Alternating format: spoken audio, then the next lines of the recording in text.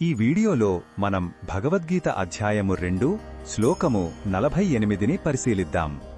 ఇక్కడ శ్రీకృష్ణుడు అర్జునుడికి కర్మయోగం యొక్క అసలైన నిర్వచనాన్ని, దాని ఆచరణను వివరిస్తున్నాడు.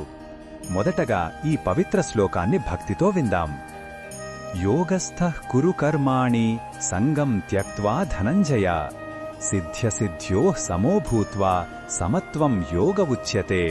ఈ శ్లోకం అర్థమేమిటంటే, ఓ ధనంజయ, అంటే అర్జున, నీవు యోగంలో స్థిరంగా నిలిచి చేసే పని యొక్క ఫలితాల మీద ఆసక్తిని, వ్యామోహాన్ని పూర్తిగా వదిలిపెట్టి నీ కర్తవ్యాన్ని ఆచరించు. ఆ పనిలో నీకు విజయం వచ్చినా, అపజయం ఎదురైనా రెండింటినీ ఒకేలా సమభావంతో స్వీకరించు. ఈ విధంగా మనసును సమస్థితిలో ఉంచుకోవడాన్నే యోగం అని అంటారు.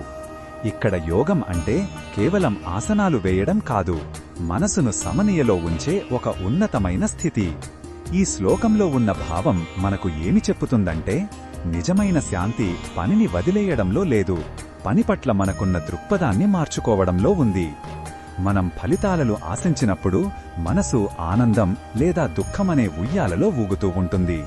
కాని మనం కేవలం మన కర్తవ్యం మీద దృష్టి పెట్టి ఫలితాన్ని ఈశ్వరునికి వదిలేసినప్పుడు మనసు అలల్లేని సముద్రంలా నిశ్చలంగా, ప్రశాంతంగా ఉంటుంది. ఇదే నిష్కామ కర్మ యొక్క రహస్యం. ఈ బోధనను మన దైనందిన జీవితంలో ఎలా ఉపయోగించుకోవచ్చు అంటే, మనం చేసే ప్రతి పనిలో, అది ఉద్యోగమైనా, కుటుంబ బాధ్యతైనా, ఫలితం గురించి అతిగా ఆందోళన చెందకుండా ఉండాలి. ఒక విద్యార్థి పరీక్ష కోసం బాగా చదవాలి, కాని ఫలితం ఎలా వస్తుందోనని భయపడకూడదు. ఒక ఉద్యోగి తన పనిని శ్రద్ధగా చేయాలి, కాని ప్రమోషన్ వస్తుందా రాదా అని చింతించకూడదు. ప్రయత్నం మనది, ఫలితం దైవాధీనం అనే భావనతో పనిచేస్తే ఒత్తిడి తగ్గి పనిలో నాణ్యత పెరుగుతుంది. మరిన్ని భగవద్గీత శ్లోకాల అర్థాన్ని తెలుసుకోవాలంటే మా తదుపరి వీడియోలను తప్పకుండా చూడండి.